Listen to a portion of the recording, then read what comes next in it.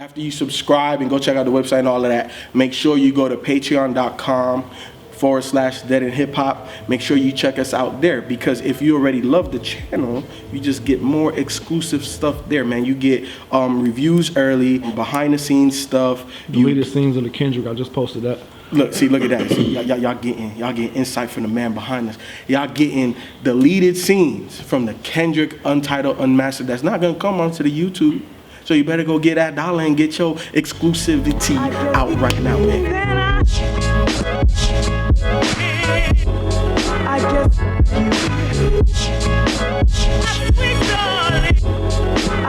Dead and Hip Hop album review, Flatbush Zombies, 3001, A Laced Odyssey.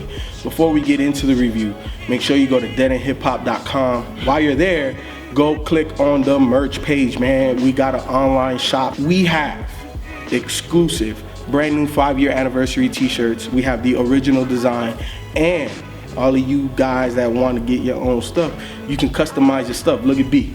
B did it. B got his own black on black joint right there. Make sure that you go check out BZ430 and Mike C-Town, they channels on YouTube, man. They got YouTube channels, bro. Album reviews, B's breaking down how he makes beats, sampling, all that good stuff, cause you know he make the beats, man.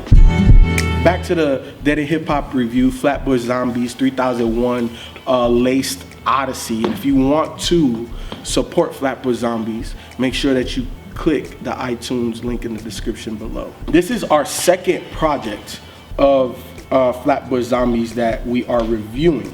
To be 1000% honest, I don't remember the last project like that. Neither do I. Don't feel bad. I don't either. I didn't go back and listen. Yeah, but I tell you this, I do remember Meechy Darko's voice. I do remember that. Definitely remember that. It's hard to miss. But that's not taking away from the other two cats, Zombie Juice and Erick Elliott. I think that Flatbush Zombies, man, they're a very, very dope group. And I feel bad for not remembering the last project, because I remember I liked it. I wasn't over the top. I'm not necessarily over the top with this project, but this is definitely more memorable than that last one.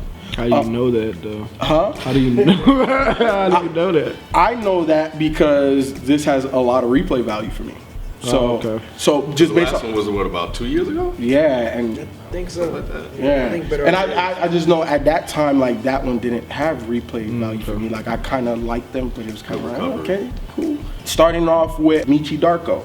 With his voice, man, like on tracks like Ascension, the intro, also Trade Off, he's so commanding, but it almost sounds like a gimmick, but once you actually listen to him, you know that it's not. It's really who he is, because he's able to take multiple pitches of that dark voice, that sinister voice that he's able to create, lighten it up, speed up his flow, slow it down, or whatever. So I really like how he's able to play with his voice. The other two cats, man, they just strictly, to me, they're rhymes and flows, and I like that off of this production. All of the tracks pretty much like after Ascension, Smoke Break, Trade Off, Good Grief, man, like I have a soundbar in the crib and I have to put like the subwoofer on 0, because this shit hits. And even on 0, I can't even turn it up. Like, this project here hits. These beats are the type of beats I like. These are the bump in the whip beats that I be talking about. Now, there's a reason why I wore this hat, and it's because of this damn review. Because anything after Ascension is pretty much, these motherfuckers are on I'm rolling some blunts, getting blazed in a motherfucker type, chills type shit. And I'm cool with that too. Yo, roll your green, get blazed out your mind, and listen to this shit. Because A Laced Odyssey, that's what they're coming with you with. And I'm cool with it. Like, this right here did not blow me away with like, oh, like these lines. And nah, their music for me is something that I can just listen to kind of in the background, and I don't want that to come off negative, like, oh, you don't want to pay attention to. Nah, I pay attention to them, but this is more type of chill type vibe music for me. and I fuck with it because the beats are dope. They also have a couple of things that they're talking about, like RIP CD. I thought it was very interesting for me because I'm like the digital guy of the group. I don't, you know, all that physical shit. I don't need all them damn CDs and vinyls and all of that. Got all my shit right here. This is all I need. Shots fired. I got a bulletproof vest, bitch. I think if you look at the album title, it kind of, you know, hints at this is what we're gonna rap about, which is kind of what they do anyway. But I think that they do it in an interesting way. When you take all three rappers, their approach to rapping, I think is different from each one. Obviously, Meechy Darko with his voice is stand out because of that. But Samba Juice, I think his voice is also unique. Like they have a contrasting, you know, style to him. His is kind of like nasally, high pitch. The opening track, the way this thing opened up, this is how you open up a fucking track, man. I love the first track on here, and it really kind of set the tone for me for the whole album. Then it didn't let you off the hook. And by the time they got to RIP CD, I love the drums on that one, and it kind of kept that momentum going. Like you said, right around towards the middle, they kind of switched it up a little bit, and it went kind of the whole LSD type approach to it. But I think what made that interesting is that they kind of broke it up a little bit. So it even though it still had like the same kind of dark, mellow sound, they kind of went to some singing, went to a little bit more melodies. So all of a sudden, you're not kind of complacent as a listener. But you know, I think the thing is, the other thing I took from this is that they talked about their independence. I don't know what was going on for the last couple of years, but there was some talk about them being independent artists, and you know, that come up in that struggle, in addition to all of the rap and the LSD stuff. So you didn't get the samey type content, which was cool. There was a mention to Trayvon Martin, which I thought was cool. So there was a little bit of a slight nod to that, but I would like to hear them do more of that stuff, just to kind of like the RIP CD, their approach to that. It's like them putting their stake in the ground, like, yo, like we're 20-something-year-old, we didn't grow up having to carry a fucking CD case, like, yo, like you said, get that shit out of here. You know, so it was like, yo, we put our stake in the ground, this is it.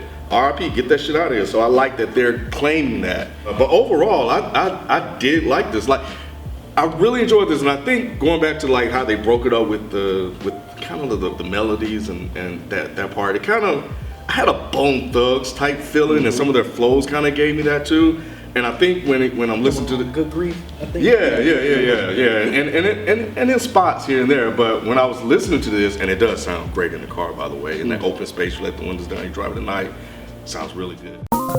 Yeah, I think their last project, their mixtape for me was a little more. I remember really liking that album a lot when we reviewed it, and with this one, I feel like, kind of to your point, yeah, Meechy was the standout guy, but I felt with Better Off Dead, a lot of them stood out. Like, you know, Erick stood out, he had verses, Zombie Juice, he stood out, but like I felt like Meechy was like the main guy who kind of carried this album for the most of the part. He kept my attention the most, and you know, as a group, you know, if I'm paying attention to one person all the time, you know, I want to be amazed by everyone, you know, everyone else. So I feel like they kind of took a step back. I kind of felt, as much as I love Erick's production, I kind of felt he took a step back a little bit on the production side as well, compared to, you know, Better Off Dead. To me, the first track was cool, but what really got my attention was RIP CD. Like, I think that's the one that I was like, okay, I'm here, like I'm listening. And then, you know, it went off to the Spike Lee joint, which was, I'm glad he kind of used subtle drums on that. I think that was a perfect sample for him to use on that one. This Is It, that's another one of my favorite. How they was both,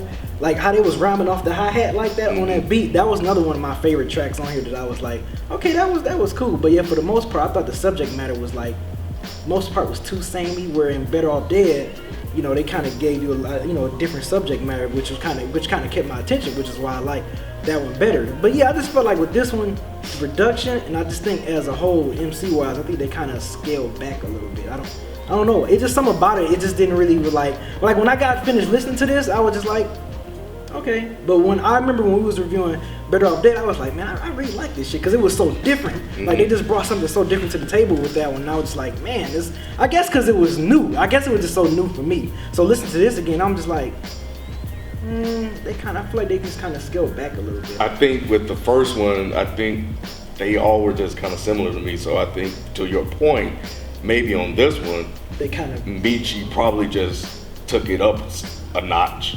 And maybe that's why, because when I'm listening to it, Meechy is that guy that I'm listening to, and I'm waiting for him to rap. Yeah. So maybe that's what it is. I don't know. I think for me on this one with Meechy, and you're 100% right. I think he definitely does stand out, but he does a lot to stand out, right? It's not just him like, you know, whatever. I'm gonna just go split this and then. He's saying clever lines. He's saying funny. He is. Stuff. He is, but he does a lot to capture that attention. It's not just like Mike G from from Our Future. Yeah. Like, he is dope because he captures my attention, but he's very somber, very monochromatic. But it's just how he is. But what Meechy does, he does a lot of extra to get your attention too. I think the rapping is he does that well. He does that well. No complaints there. But he does a lot of extraness just to get your attention. So I'm not gonna hold that against the other two, because like you, I feel like the other two definitely held their own. I don't think that they grabbed me like Meechy did, but I also don't think it was just Meechy's rhymes. It was how he was saying it. Yeah. Like there was one song I can't remember, but it was like his voice was high pitched and then he got low and slow and then he sped it up. Like, that's doing a lot. I'm kind of with Ralph on the standpoint of I don't remember the other album, but I'm with B in that I remember liking it a lot. For some reason, I just don't remember going back to it ever. I don't know why. Maybe something else came out at the same time, and I think Run the Jewels came out that same year. So maybe that just occupied my stereo. This is a good album. Good beats, good rhymes. Immediately when I listened to it, the first thing I thought was fucking Gravediggers, because that was like my favorite group in the 90s. And it's almost like not that they're biting, but it's almost like they went by that formula, at least for the first half of this. 6 Feet Deep, when I was in high school, that was my favorite album. And listening to this, that's the first thing I thought, because it's like you had the kind of weird left field rhymer, then you had that middle ground dude who was kind of RZA, I guess, but then you had that one guy that's just completely way the fuck over here, that's just going way too hard to make himself sound different than the other guys. Listening to the first couple tracks, I was like, okay, this is cool.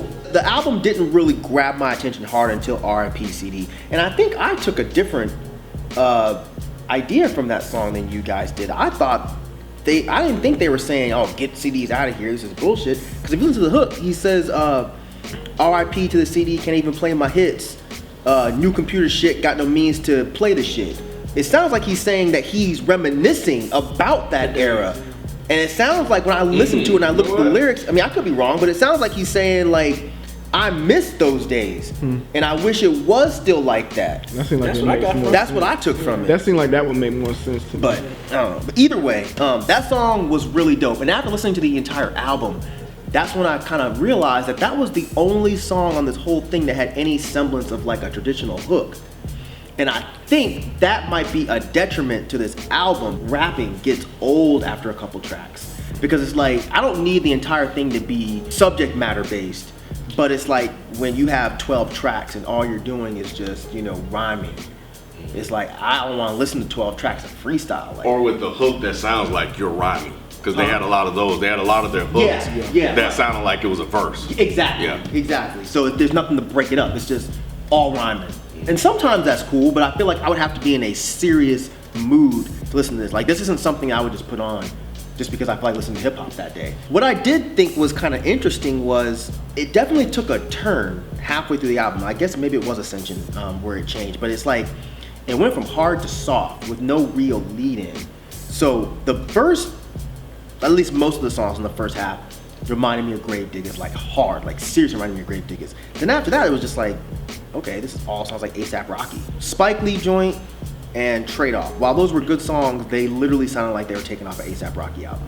Like, I listened to that and I'm like, and then one of them, I can't remember which one, but one of them is like, they even had A$AP Rocky flows on it. And I was like, was it Trade Off? Okay. I mean, I like the songs, but it was just like, this sounds like an A$AP Rocky song. But overall, like I said, this is a good project, but it's not something that I feel like I would just throw on because I feel like being in the mood to listen to hip hop. It's like, I need to want to listen to some shit that I'm not really gonna pay attention to, because when you have this much stream of consciousness rap, it makes it hard to pick out like strong lines.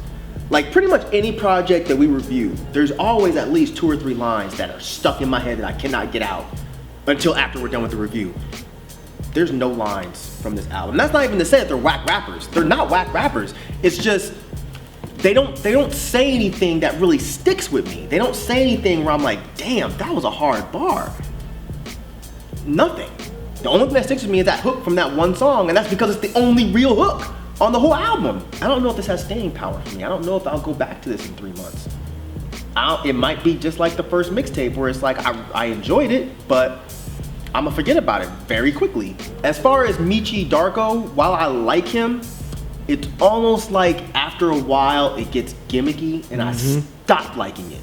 Because it's cool, but it's like, it's almost like, damn, you're trying a little bit too hard. Is he to trying stand out. though?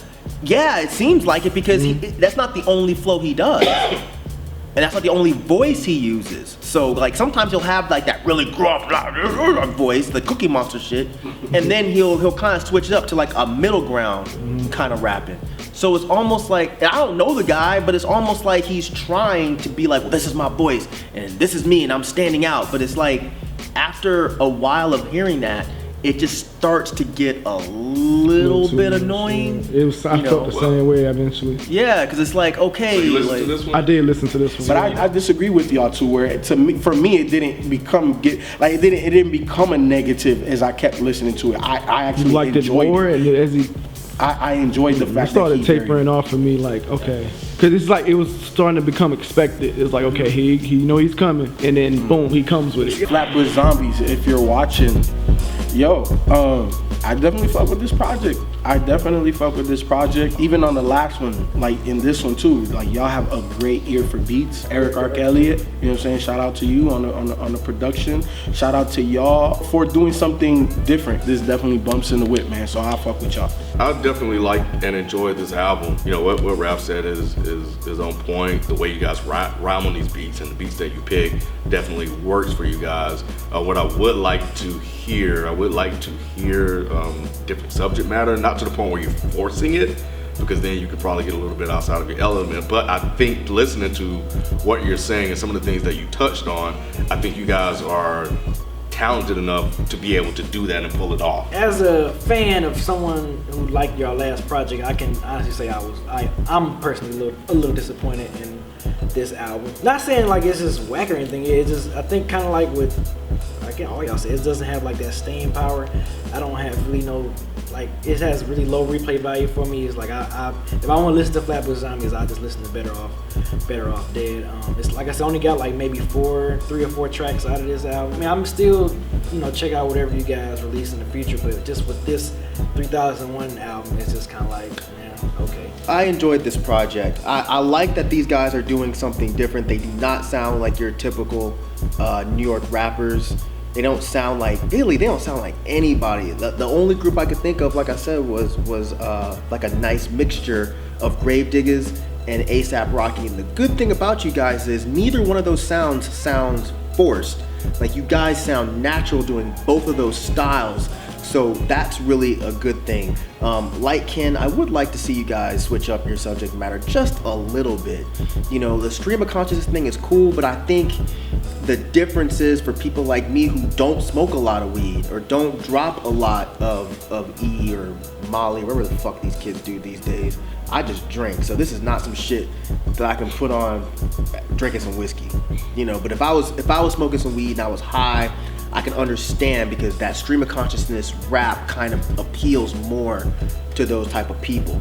But all that to say, I enjoyed this project, and hopefully I will come back to this in 3 months, and maybe I like it even more.